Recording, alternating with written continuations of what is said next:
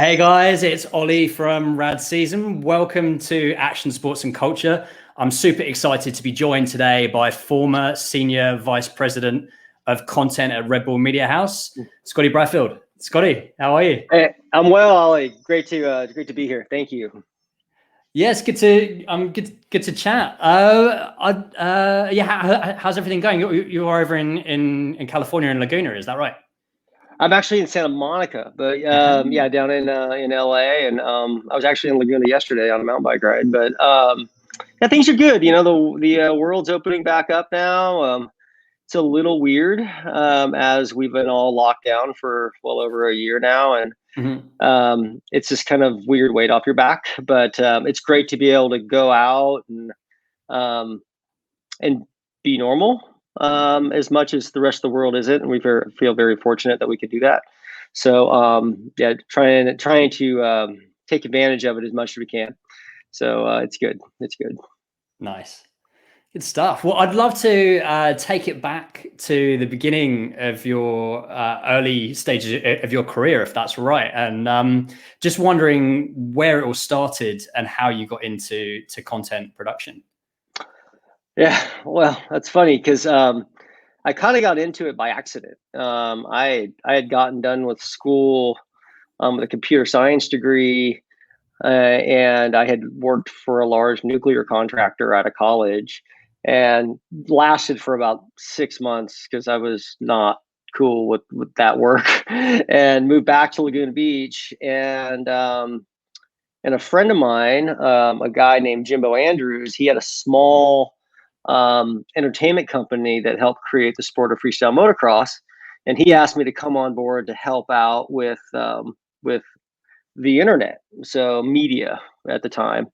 And that was something that, as I was getting my computer science degree, all that was becoming much more part of what the future was looking like. And this was in the mid to late 90s. Mhm. So I came on board, and that got me into the media space. And soon after, one of his clients, or soon to be clients, a guy named Lloyd Adams, came on and came over to meet with us. And Lloyd and I had hit it off, and he had hit me up a little while later to help him run the media side of an initiative that he was in charge of, which was working with Alistair Gosling with the Extreme Channel to launch the Extreme Channel in the United States. And this was early 2000, so like 2000, 2001. And he needed someone to help out on the media or the digital side. This is all pre-streaming, so the video content that lived online at the time were really small, compressed QuickTime videos, or real real player content, which is really, in comparison to today, pretty subpar. And as we were building this team and this initiative to launch the Extreme Channel in the U.S., some market research in the U.S., just deemed it that the word extreme didn't bode well, so they changed the initiative to EXTV, and the idea was to launch and get some brand awareness of this new brand EXTV in the U.S. So the team bought 2 hours a week on the then Bands Off the Wall block of programming on Fox Sports Net. And it was, I believe, Tuesday and Thursdays, and it was a 2-hour block branded EXTV. And then there were content providers from all over the country / world that would supply shows, usually half-hour or hour shows during the block, and use that to get the brand out there. Mm-hmm. And at the same time, the business guys, and at the time it was CJ Oliveras who was heading up programming. He had come over from Blue Torch, and Lloyd and another guy named Billy. Their job was really to get the launch deals in place. Who was going to launch this Extreme Sports Channel, if you will, in the United States? And about, I don't know, a few months into it, the Fox group got a little frustrated and decided that they would just do it on their own. So CJ, having formerly been at Fox, got picked up by Fox, and they ultimately took that initiative and launched Fuel. And that left us with this prepaid 2-hour block, or 2-hour, 2-day-a-week block of programming on Fox Sports Net that needed to be programmed. So as CJ was going out the door and the EXTV initiative was beginning to kind of fall apart, there were some hard decisions on, all right, well, we have to continue this out because it's just going to bode well for the Extreme channel internationally. So, and the money was already spent. So, and the commitments were already in place. So someone had to run it. And I was the cheapest guy on the payroll. So CJ just basically dropped a handful of Excel documents, probably 2 hours of instruction on programming and some production stuff. And it was like trial by fire. I literally was like thrown to the wolves and had to figure it out. And, I ran that, God, 6-8 months. I ran that initiative, and as that ended, one of the content suppliers, a guy named Doug Allen, who had he had a couple shows, one called Board Wild and another called Core Culture. He reached out just maybe a month out before the show was going to go off, or the block was going to go off the air, and was like, "Hey, IMG and I are partnering on this new show that's going to take over half of the time that you guys are giving up on Vans off the wall block, and I need someone to run it. It's a magazine show. You're going to be covering all the big action sports events in the United States, and music, and you'll be on the road quite a bit, and it's called Fusion TV." I was like, "Oh, okay." And I was like, "All right, well," I was thinking to myself, this could be an interesting way to pivot, and said, all right, jumped in both feet and moved to Portland, Oregon, and ran Fusion TV for the next couple years.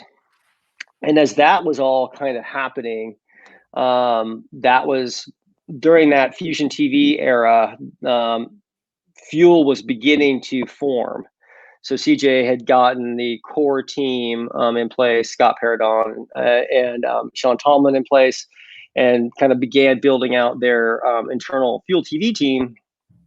And about a few months after their launch, Fusion was being broadcast on Fox Sports Net as well as on Fuel. And so CJ pinged me and was just like, "Hey, we have a weekly news show. We're gonna bring back the 54321 property and make it a weekly news show. And Quicksilver is backing it, and Red Bull is backing it. And so I need someone who can run it." And he goes, "You're one of the few people who've got the experience because you've been covering all of these events. You know all the people." And he's like, "Would you come back to LA and run it?" And I was like, "Well, how much do I have to travel?" Because at that point I was traveling like 4 days a week, maybe more, and I was kind of getting over it. And he's like, "As much as you want, you'll be running a team, get to build a team, and you'll figure it out." So I came back to LA and launched the weekly update on Fuel, which also was on Fox Sports Net at the time. It was the only show that was on both, and I did that for a couple years. There were some hiccups with that show in terms of funding, and there was a few months of downtime where they asked me to help out with developing their daily show, which ended up being the Daily Habit. So I helped out with a little bit of development there, and then one of my lead, she was like my right hand at the weekly update. She took over that show, a woman named Jen Goodman, and she launched that show, and they with Pat, and I think everyone's kind of seen where that went. And then a few months later, because Red Bull was still very much a part of the weekly update show, a good friend of mine at Red Bull pinged me.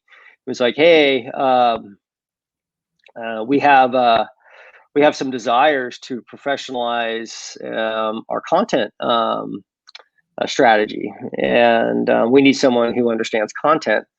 You know, a lot of the people at the time at Red Bull, and there's some pretty good friends that were on the communications teams, and a good friend of mine who I'd known for a number of years, who was running sports marketing, a guy named Paul Crandall. Was like, hey, we just come down and have a chat. So sometime mid 2005, I went down and had a chat with Red Bull, and you know, a few months later, I jumped ship. And was that kind of like the birth of Red Bull Media House? Was that sort of the whole kind of kickoff then, or did that happen later? That happened a little later. So when I came on board, the Media House was just a drawing on a piece of paper that Dietrich Mateschitz had drawn. I think a few years before. He had a vision of creating a content machine to help market the brand. And a few months on board at Red Bull, I was very much a freelancer. It wasn't a full-time gig yet. It was a bit of a risk on jumping over. I had gone to Salzburg, Austria for this project, this Media House project kickoff. So I was one of the few guys in the meeting that had worked in television, and specifically in the United States. And we had this kickoff meeting in this basement of this old hotel in old town Salzburg. And it was my first time to Salzburg, and I was just kind of like, I hadn't been back to Europe at that point in years. So it was like this kind of, you know, this really cool kind of wonderland, and got to go to the mothership, if you will. And it was pretty cool because, you know, it was this fresh initiative that, and at the time, streaming and digital content, none of that stuff was anywhere near it wasn't even like the idea of what it would have become. I don't think anybody really had that gut. Because at the time it was all broadcast. Yeah. And everyone was still sending out VNRs via tape, and you know, HD wasn't even a thing yet. This was like 2006, and so we had this kickoff meeting, and then we went to Amsterdam for this big electronic show where we're, you know, looking at camera systems and very first HD, and decided, you know, that HD was going to be a way for Red Bull to kind of make its unique position on how to get content on air, because there wasn't very many content providers providing HD footage or shows to broadcast. So that was kind of one of the strategic ways to make a difference. Like, how can you be a content provider that's got something that the broadcasters want, but no one else really has, because the investment is higher, and it was a bit future proof as well. So that was like this Media House kickoff meeting in terms of the ideation. And of that team, you know, up until a few months ago, there was only 3 of us left in the company that were part of that initial team. Now just 1, and it's, you know, it blossomed into what it is today. And so about a year later, they officially launched in 2007 in Austria, and then a few years later, I want to say 2010, late 2010, early 2011, the U.S. Media House was launched. And that's where they really consolidated a bunch of departments and then basically moved them into the Media House structure. Right. And I mean, like over your career there, I mean, you were working for Red Bull for 15 years and on some pretty incredible projects. I mean, one of the most famous ones would have to be, when you guys pretty much broke the internet with the Red Bull Stratos project. And that was kind of going on. It was sort of 5 years in the making, wasn't it? And when did that project start? So it had started on the project side, probably just pre Media House launch. Okay. So that's when Felix had, you know, come up with the idea. The sports team was leaning into like making it happen. It kind of got all its proverbial internal check boxes, and then we got done. How I got brought into it was we were over in Austria for a big meeting, and it was a big meeting for something else. And we got done. It was at the end of the day, and and some key people from the U.S. team were asked to go to a second meeting. So the meeting ended. Everyone else went to going out to basically to have drinks, and we were brought upstairs to a small conference room, and it was all darked out, and they sat us down, and this was the leadership team at the time, and they played this video that was a remade video of Joe Kittinger's world record jump from 102,000 feet in 1960. And I'm a bit of a space buff. I've always kind of been fascinated by space, and I knew of the jump. I didn't really know Joe, but I knew of the jump because that's how the early spacesuits were developed. Like he was known as a pre-astronaut. He was the first person to see the curvature of the Earth. So pretty special moment. And I'm watching this thing, and at the very end, it has this Red Bull logo come up, and it's this Red Bull logo that was called Red Bull Man High. And they get done, and the lights come back on, and I'm like standing there, going like, oh shit, like this is awesome. And they proceed to tell us that the project's happening. It's happening in the United States. It's going to be based. We're looking at a couple different launch areas. One being the West Coast, the other one being in New Mexico, because you need balloon windows and all that kind of stuff. And that it's going to be the U.S. team's responsibility to do it, to run the project, but also to film it. And I proceeded to raise my hand. I remember this very distinctly. And I was like, well, guys, cameras just don't work in space. And they proceeded to tell me that was my problem to figure out. So I came back kind of in a bit of shock. And, you have this Everest of a project in front of you. Having done, things in the past, I was like, okay, well, you start leaning on all your trusted resources, and I leaned on every one of mine. And we found companies that work for the military that make cameras for space, and we asked, how do you do that? And they were really pretty helpful in helping us figure out how to build these nitrogen-filled canisters that would house, at the time, Red 1 cameras that we had to get modified. And everyone that we leaned into that was part of the kind of the adjacent Red Bull family, or the anyone even within the media business that we talked to for support, if it was support for gear or knowledge, no problem. If it was like, hey, do you want to take the broadcast?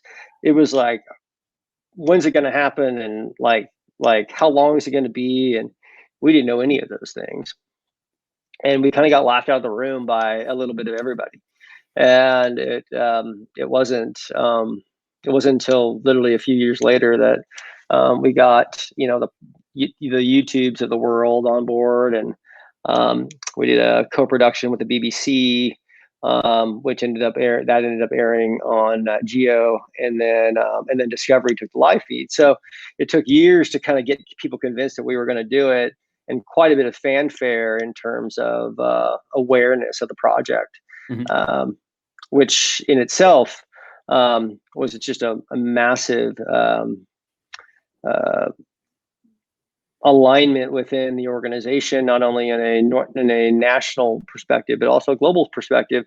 You had to get everybody on board, and with a project that doesn't have a hard date, it was really kind of challenging, because you're like, hey, this is going to happen, I think, because there were so many different weird things to get over that we didn't even realize. Yeah. So,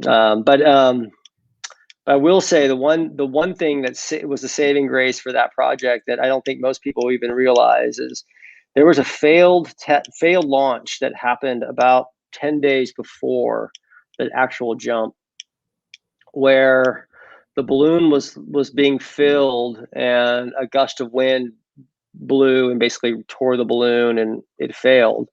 And luckily that happened because YouTube servers were actually going into the red. They weren't prepared. And that was an eye-opening for YouTube, that they're like, oh my God, like this is like this could actually shut us down. And Wow. so on the day, YouTube had every single one of their systems online, and every single backup that they had access to. And this is Google. And we still used, I want to say it was like 15% of the internet bandwidth all around the world that day, in that period of time, which is pretty crazy to even say that any That's one nuts. thing used that much bandwidth. So yeah, pretty awesome project. And so looking at that and then looking at others, like feature length documentaries, for example, things Yep. like McConkie Mm-hmm. and Blood Road and Art, like and then the films like Art of Flight. I mean, what do you think like working across all these various projects has been the success, and why some have done really well and others like maybe not so much? Well, I think it starts off with trust. I think one of the benefits that me and my team have had is the just relationship with the athletes, and building a level of trust with the athletes. And that's they've been kind of pretty significant portion of my career, is being able to talk to the athletes eye to eye. Having been an athlete, really being able to go shred with them, so they actually know that you're not somebody who is from the outside. Yeah. So first and foremost is a trust piece, is building that foundational trust, and that they know that they can talk about their most intimate moments. With McConkie was really the first project where story, like the story of it, not the sensational vision, the visuals were the driver. It was Shane's story, Mm-hmm. and a very Red Bull story at the time. And we had, a lot of people involved in that, as you would. I mean, Shane was arguably the most significant skier ever, in terms of what he had done, progression to the sport. And so working with his wife, Sherry, was very hard. And she trusted us, and she trusted the team, be it the MSP team or Rob Bruce and that group. I mean, there was a big group that was very close to it. And, and we had to make hard decisions, because, the beauty of Shane was he shot everything from the time he started his career all the way through every single moment. And so we had every moment. So having to take out moments was hard, but that taught me a very valuable lesson in terms of the storytelling and telling these penultimate docs that relate back to an athlete or an athlete's experience. And that is that, there's certain things that connect, and you got to focus on those. And even though it's really hard to like let some things go, in the end, it'll be better off. And that was the case for Shane. It's the case for Rebecca's story on Blood Road. Both of those very different, but very personal, intimate stories that, they had to really lean into us for trust. And then in addition to that, like any one of us with Paul, even more so, the most intimate moments of someone's life, and they're kind of putting it in your hands. And so that, if I look back at it all, like that's an honor to be able to be entrusted with that responsibility, and and just to make sure that they know that we have their back. Yeah. In the end. And so that's been an honor to be able to tell those stories, and I look forward to telling more of those stories as the world goes on.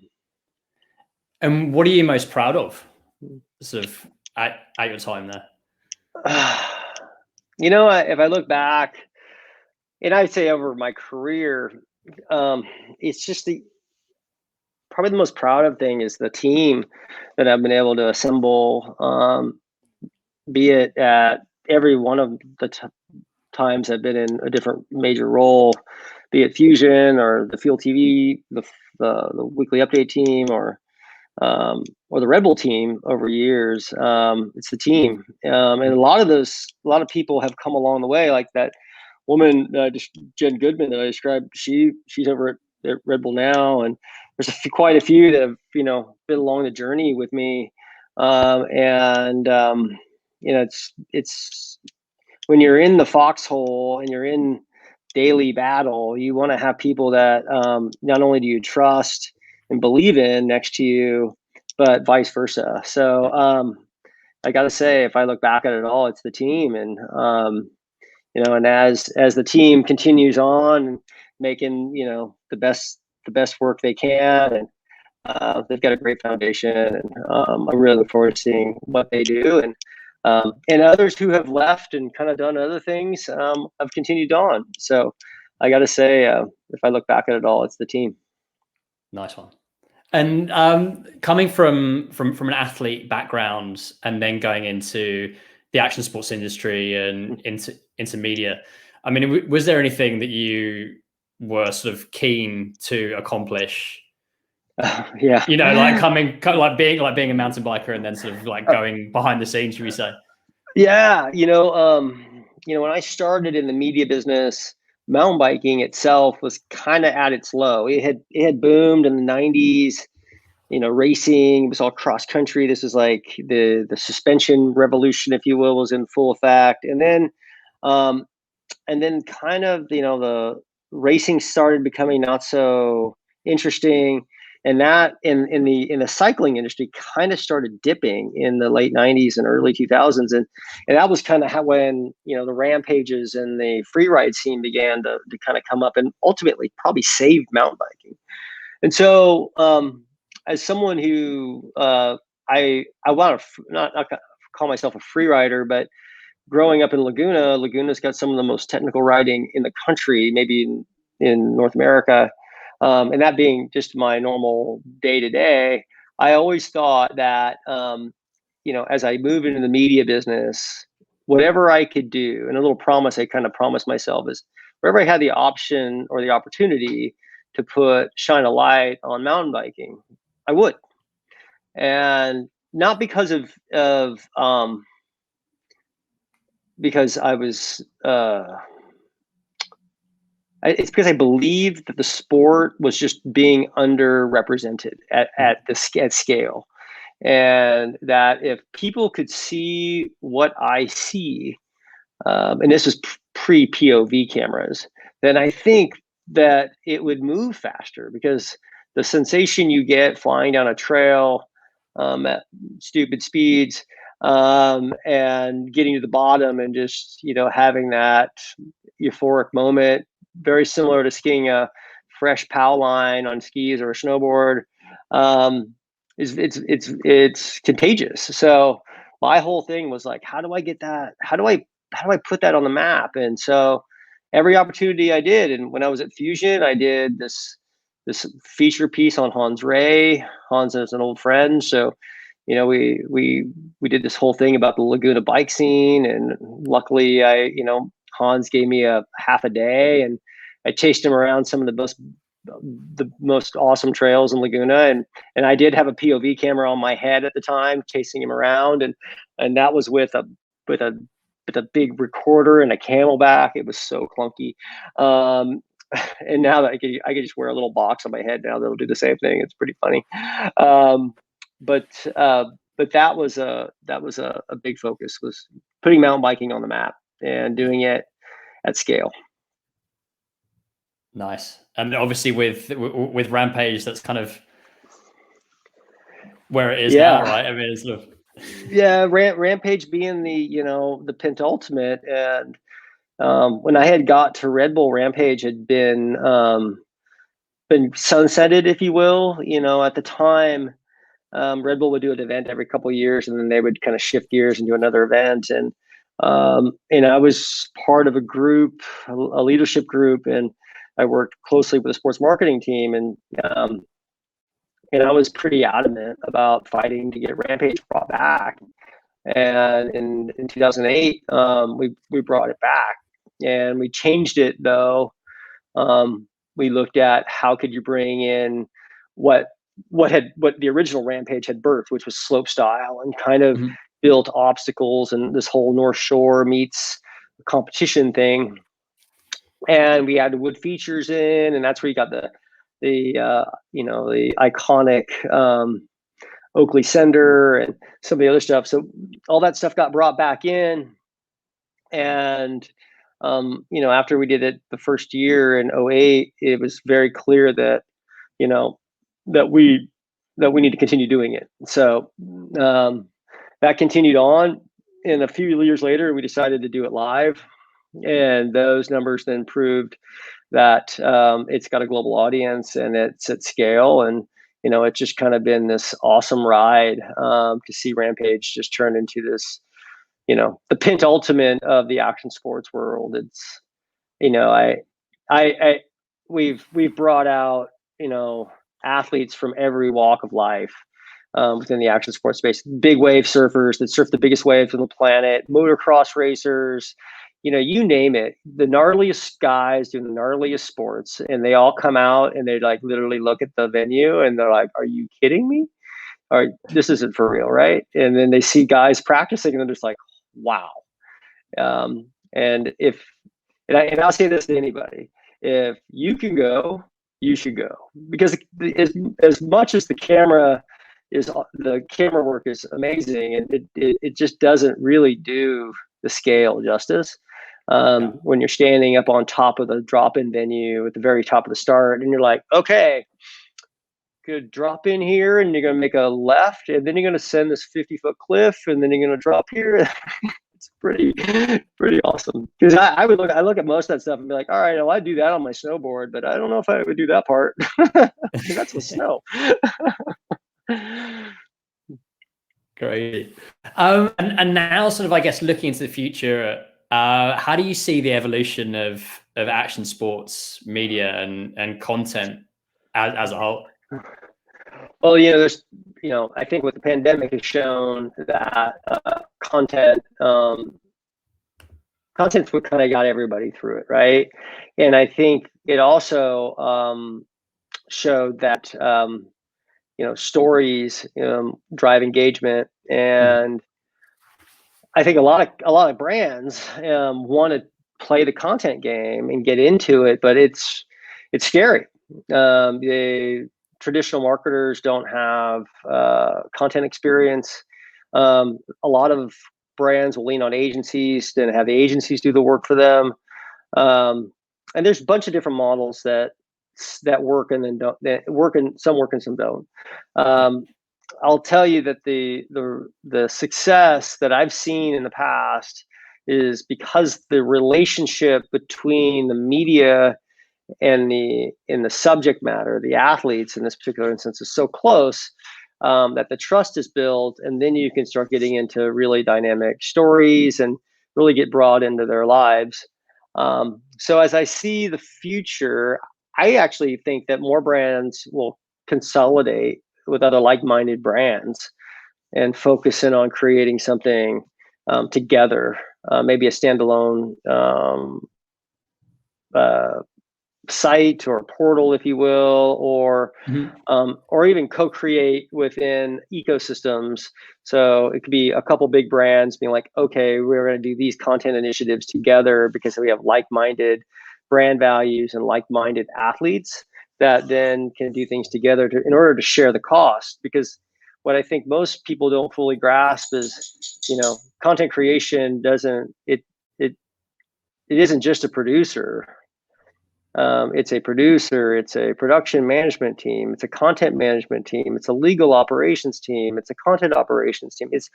There's layers and layers of people and know-how that needs to come into place that if you take a step back, look a lot like old television network structures back in the day. And you need those things. Rights management is critical because you need to know when something isn't going to be cleared anymore. You have athlete rights to manage because some brands, an athlete may come in and you create this great piece of content with them, and then they leave the brand, and then potentially that content goes with them. So all that stuff has to be managed and watched, and I think a lot of that's just not fully thought through. But with that being said, I think a lot of brands are thinking, how can we get into the content space, and how can we do it smarter? Especially if you look at, there's so many more content verticals out there now. When I started, it was television, there was television and YouTube, and then it was television, YouTube, and Facebook. And then you start adding the social channels on board. And every time there was a new social channel added, so that's a different format and a different output that you have to take in consideration, because each one of those platforms, the audience members consume content in a different way, and you have to adjust accordingly. And one piece of content doesn't fit all. And I think that's another fallacy. It's like, oh well, I'll just take the YouTube piece and I'll stick it on Instagram. And I was like, well, that doesn't work. And I think it's just taking time for those learnings to happen. Yeah. And what are you working on personally at the moment? Have you got any projects coming up? There's a couple Red Bull projects I'm still attached to. One called The Alpinist that gets released the end of the year. I'm not sure the exact window, but it was supposed to have gone to South by and Telluride, but the COVID of it all killed it. But that one's coming out, and that's about a climber named Marc-Andre Leclerc, who's a solo mountaineer. It's really, really amazing. Another one of those stories that is just, it makes your hands sweat when you see the visuals of what he does. And then his personal journey is pretty spectacular. And a climber that really only the chorus of climbers even knew about, because he was a guy who lived in his tent at the bottom of the Granite Chief in Squamish that just climbed because he loved climbing. He didn't climb because of the paycheck. It was because he just loved to climb. So that film comes out, I want to say in the fall. I'm a little distant from the distribution of that now. And then there's another one I can't really speak about because it hasn't been released yet in terms of the announcement, but that'll be announced, I believe, midsummer, probably another month or so. And that's with a pretty significant member of the action sports community. So another one we're looking forward to seeing get done, and more on that one later. And then there's a few things I'm helping develop now. There's an app I'm working on that brings people together to go and go outside and play and go shred. There is a couple platforms I'm helping develop, and then a couple films that we're in development phase on that look at the history of the space as a whole. So super exciting on that end. Being able to kind of look back at my career and kind of remember milestones and thinking about how all them connect together is pretty cool. Pretty cool. Nice one.